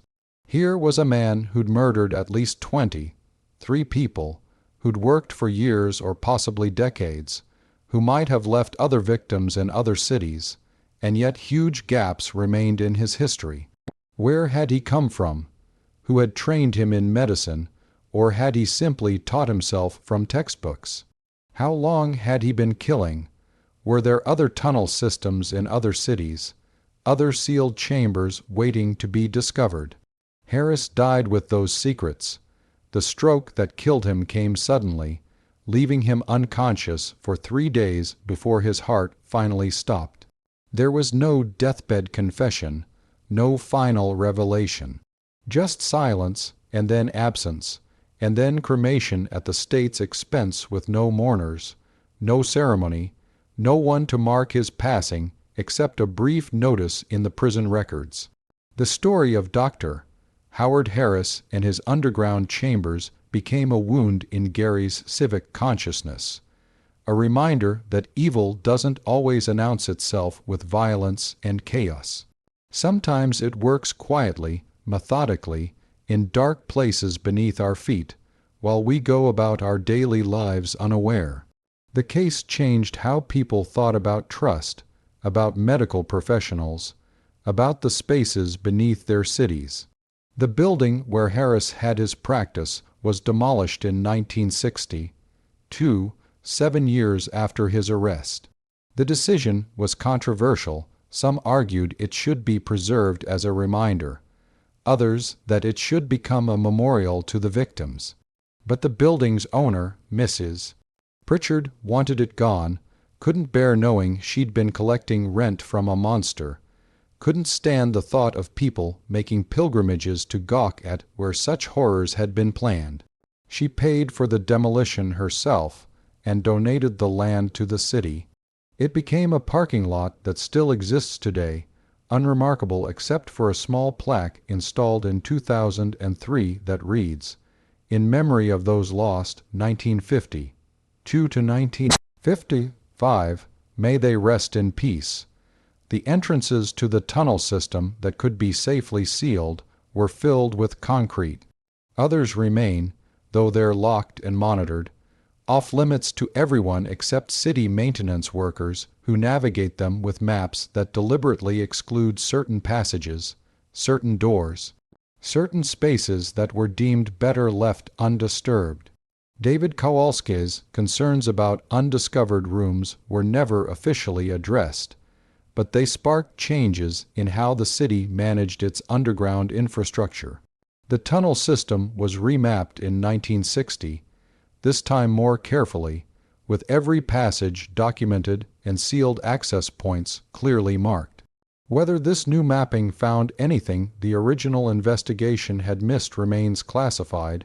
The city maintains that for security and liability reasons, detailed maps of the tunnel system cannot be made public, but utility workers who maintain those tunnels occasionally tell stories of finding doors that aren't on the official maps. Green doors, painted years ago, still locked, still hiding whatever lies beyond. The official policy, instituted after Harris's arrest and never revoked, is to note their location, report them to supervisors, and move on. No one wants to know what else might be down there. Some secrets, the city decided, are better left buried. The Harris case influenced the nascent field of criminal profiling.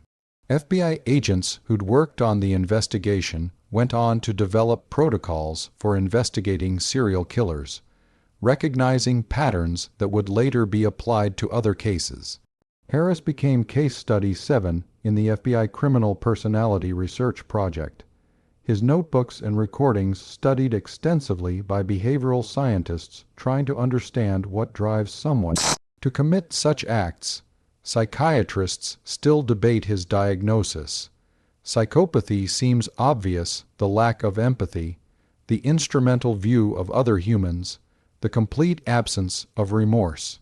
But there was something else too, something that didn't fit neatly into any category. His curiosity was genuine, his desire to understand death's mysteries seemingly sincere.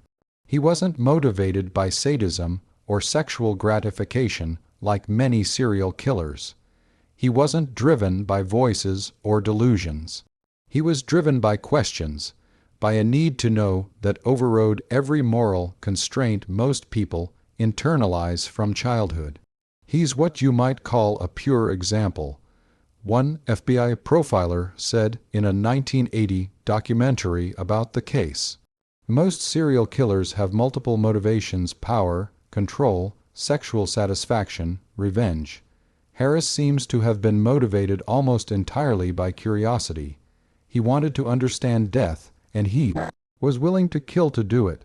That makes him unique, and in some ways more frightening than killers with more conventional motivations, because it's harder to understand. Most people can imagine being angry enough to kill, or scared enough, or even aroused enough. But killing purely to satisfy intellectual curiosity, that's beyond most people's comprehension. The victims' families struggled with the aftermath in different ways. Some found comfort in knowing what had happened, in having closure, even if that closure came with the terrible knowledge of how their loved ones had died. Others found the details unbearable, wished they'd never learned the specifics, would have preferred the uncertainty of not knowing to the certainty of knowing something so horrible. Support groups formed. The families of Harris's victims met regularly for years, sharing their grief, their anger, their struggles to move forward. They advocated for better mental health resources for families of murder victims, pushed for changes in medical licensing procedures, lobbied for improved background checks for healthcare professionals. Some of them, decades later, would find similar purpose in supporting families affected by other serial killers, bringing won wisdom and empathy to people navigating the same impossible grief they'd experienced.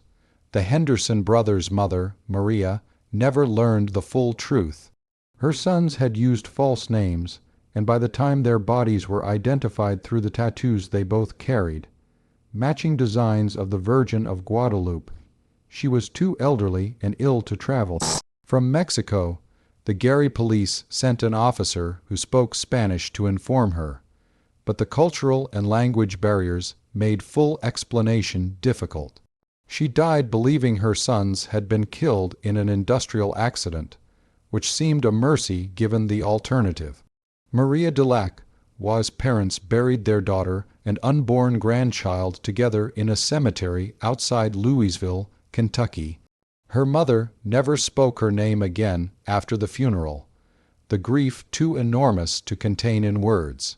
Her father lived another 12 years, visiting the grave every Sunday without fail, talking to his daughter and the grandchild he'd never meet, maintaining a one-sided conversation that his wife couldn't bear to hear.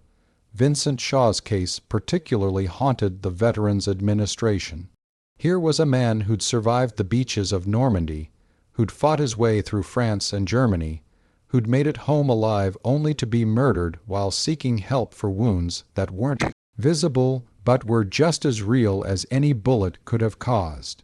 The VA used his case to push for expanded mental health services for veterans, though the changes came too late for Vincent and too slowly for the thousands of other veterans suffering in silence.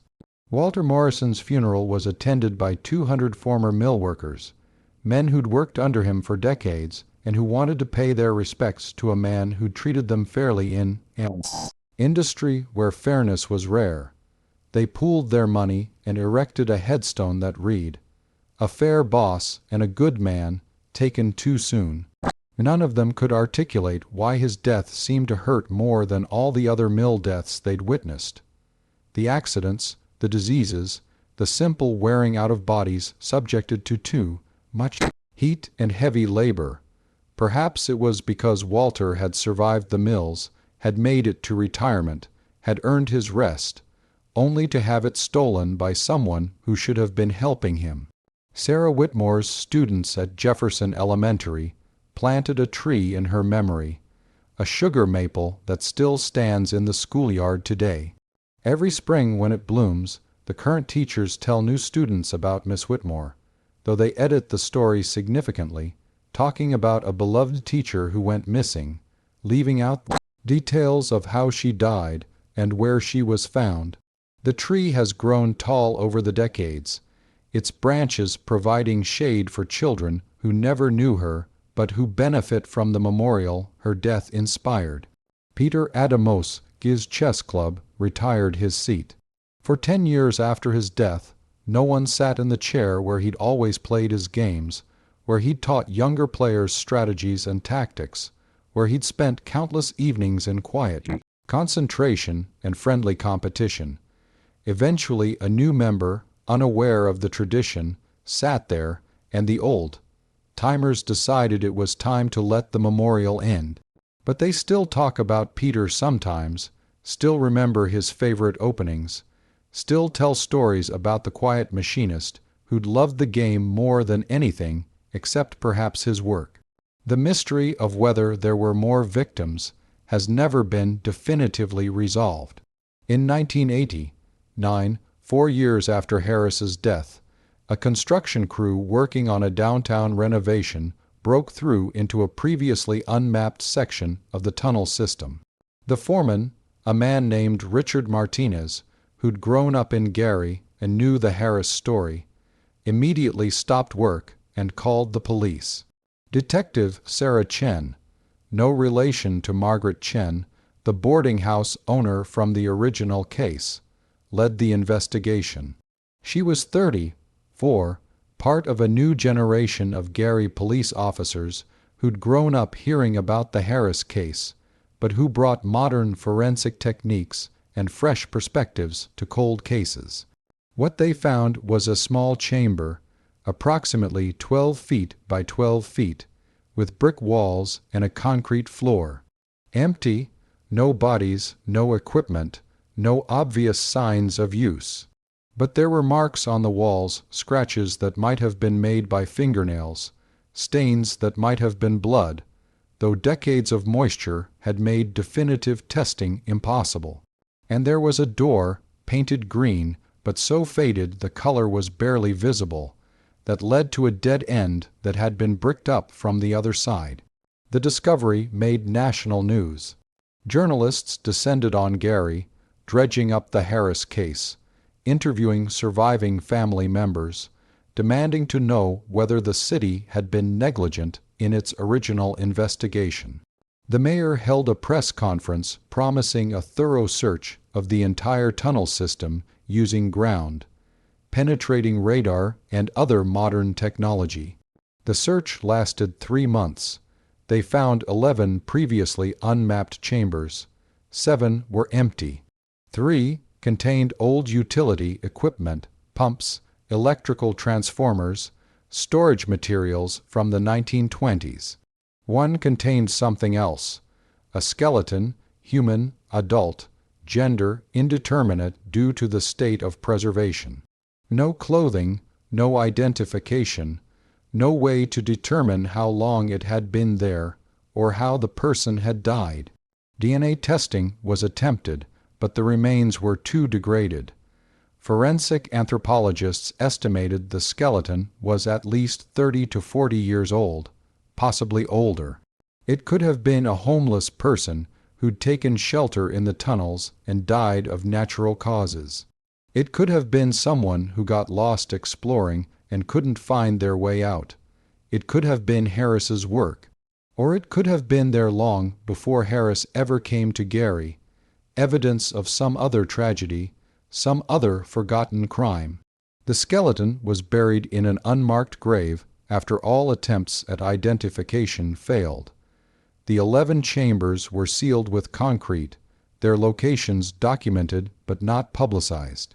The mayor announced that the search had been thorough and complete, that there was no evidence of additional Harris victims, that the city could finally put this chapter of its history to rest.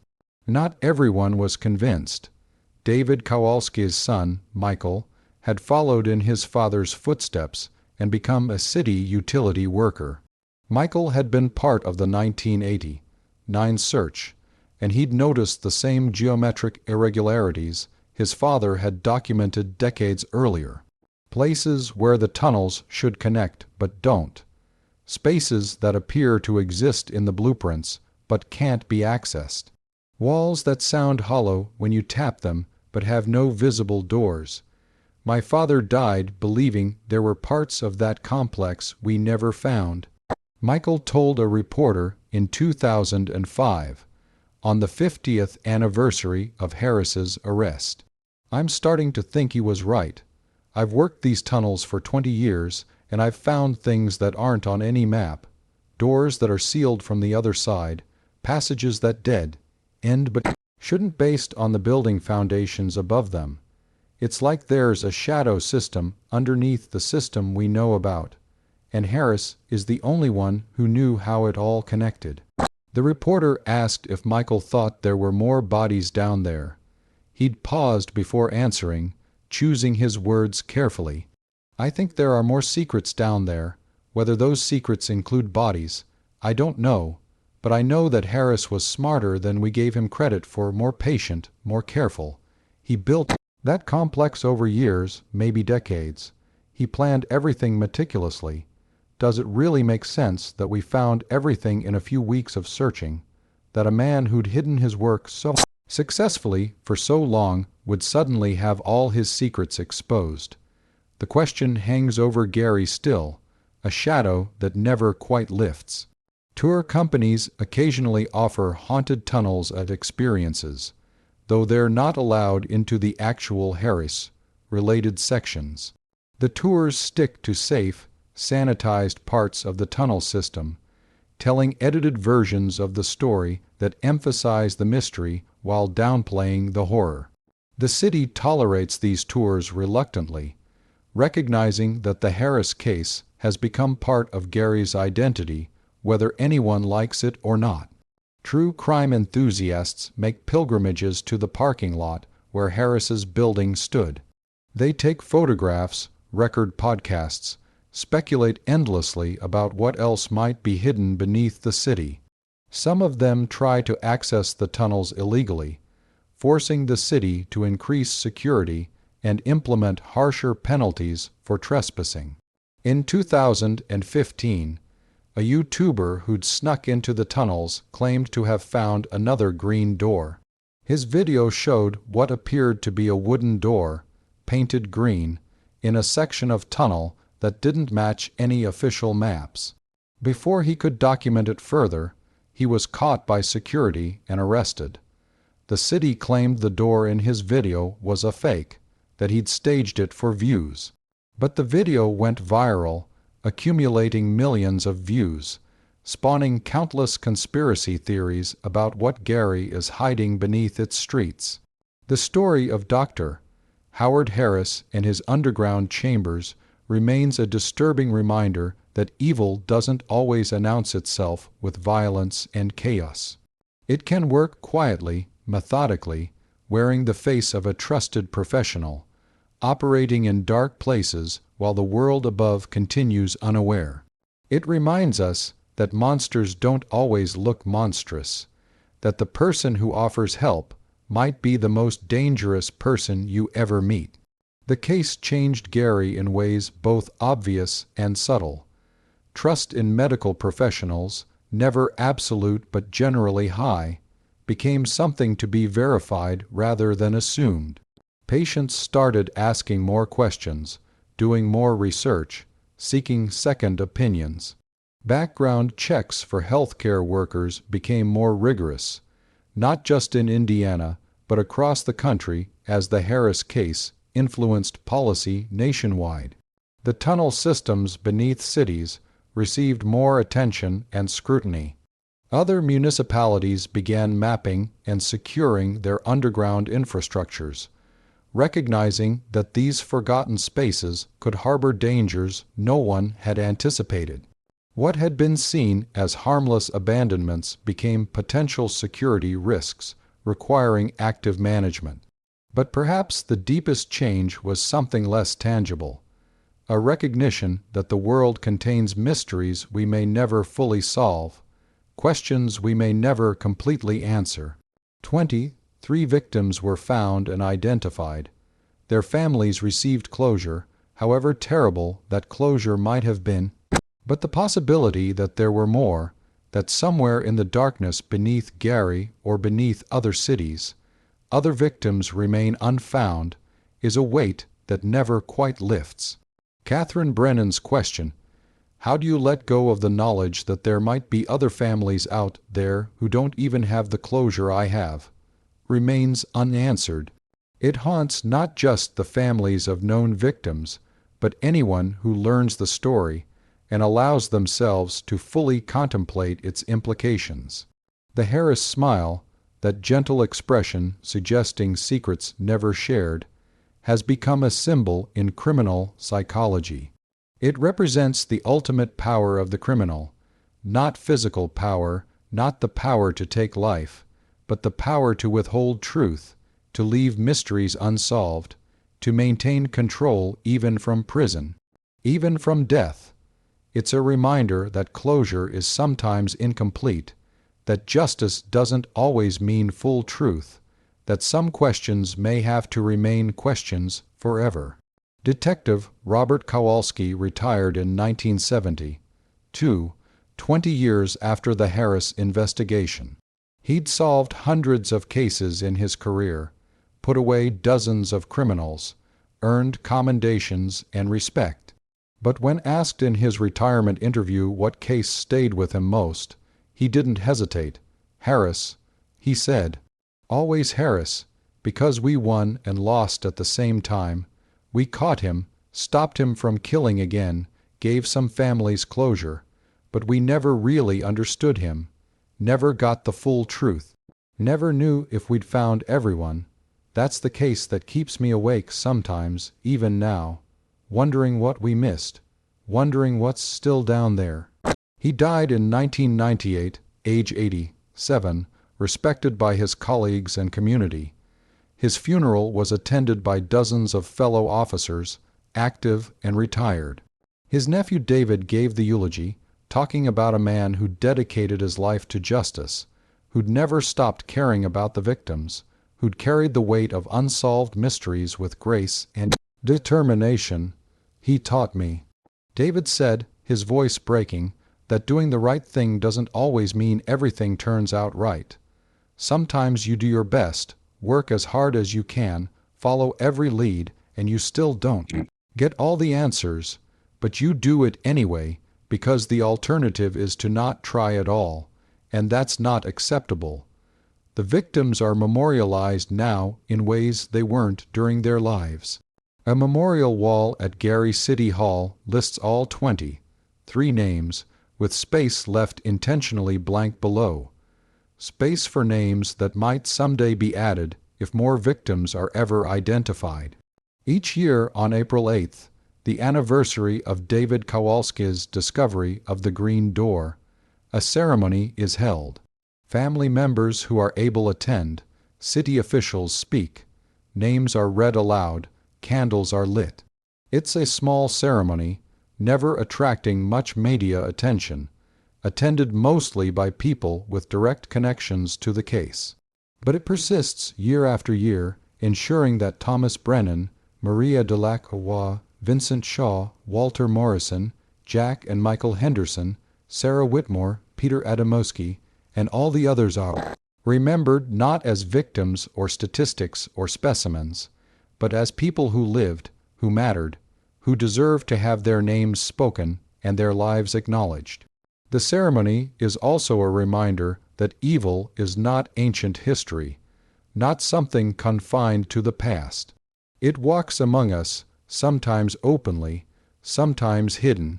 The lesson of Howard Harris is not just about one man's crimes, but about vigilance, about questioning, about the importance of looking beneath surfaces and questioning assumptions. His case influenced how we think about serial killers, contributed to the development of criminal profiling, changed medical licensing procedures, and sparked conversations about the spaces we don't see, the literal underground tunnels, yes, but also the metaphorical ones, the hidden places where darkness can grow unchallenged if we don't pay attention. But questions remain, and they echo through the decades like voices in those dark tunnels. Were there other victims, bodies never found, families never given closure? Were there other cities where Harris practiced his particular form of medicine? Other underground complexes waiting to be discovered? And what, ultimately, did he hope to achieve? What knowledge was worth 23 lives or more? And what made him think he had the right to seek it?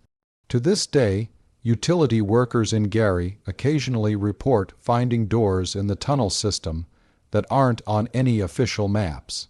Green doors, painted years ago, still locked, still hiding whatever lies beyond. The official policy is to note their location and move on. No one wants to know what else might be down there.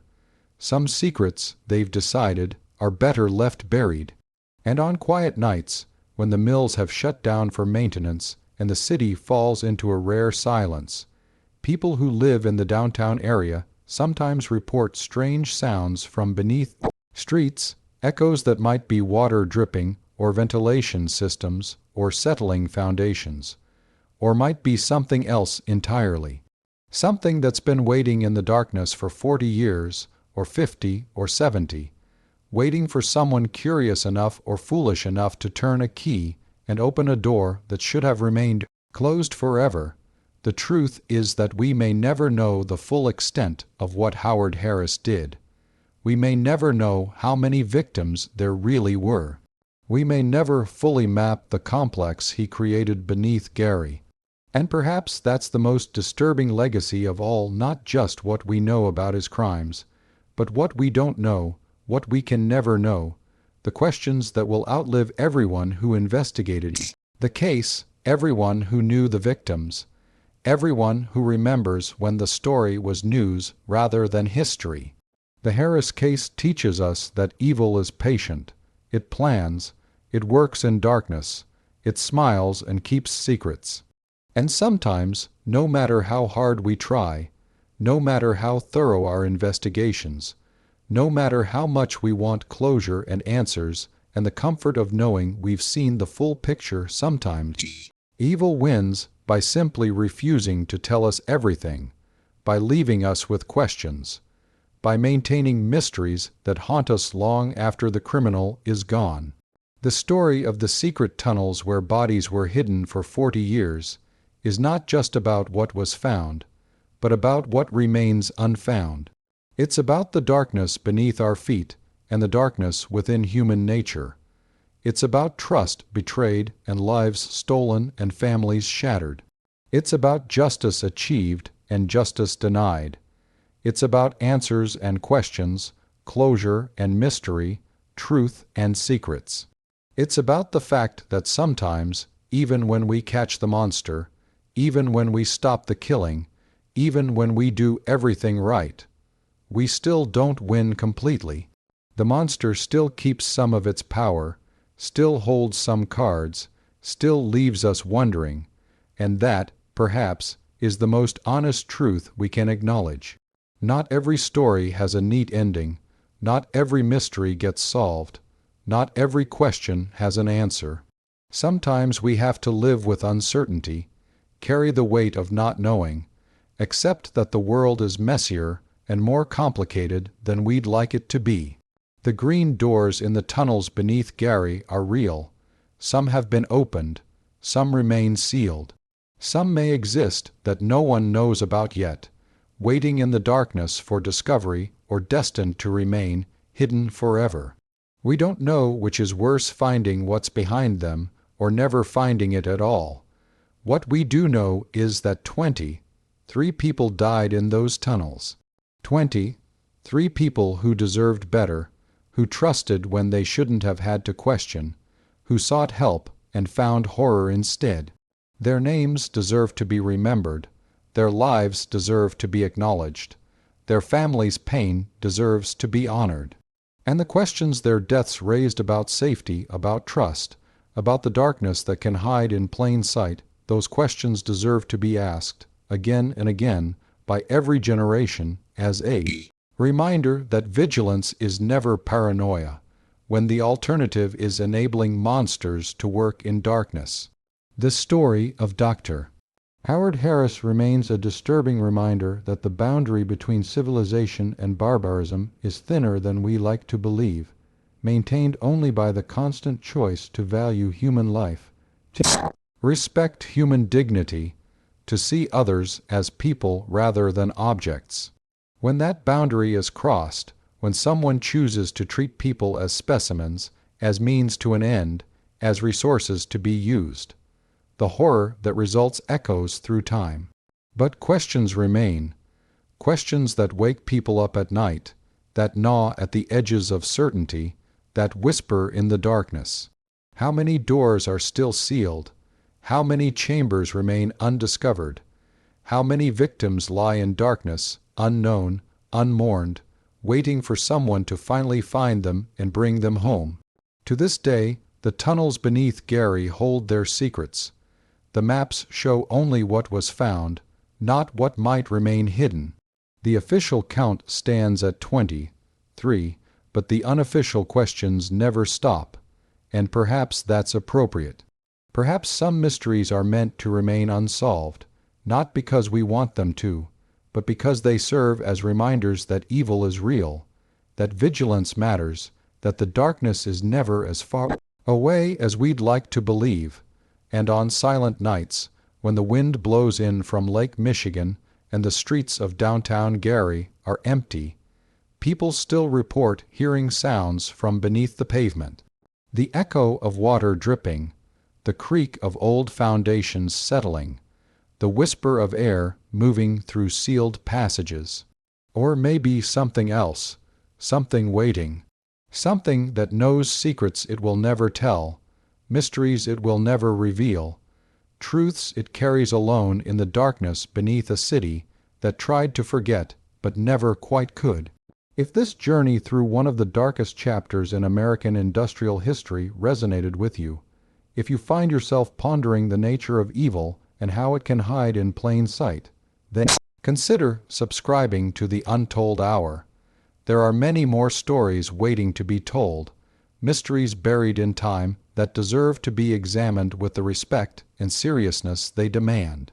Leave a like if this account provoked reflections that go beyond mere entertainment, if it reminded you that history's monsters were real people who walked among us, who smiled and spoke politely while harboring unthinkable darkness. Comment and share your own perspectives on how we, as a society, reckon with crimes so profound they seem to exist outside our normal frameworks of justice. How do we honor victims? How do we prevent future horrors? How do we live with the knowledge that some questions may never be answered? Until next time, remember that the past is never truly past. The darkness is never as far away as we'd like to believe. And the tunnels beneath our cities, literal and metaphorical, may hold secrets we're not ready to discover. Stay curious, stay vigilant, and maybe, just maybe, if you find a green door that isn't on any map, in a place that should be empty but isn't, maybe leave it closed. Some doors were locked for reasons that remain valid, no matter how many decades pass. This has been the Untold Hour.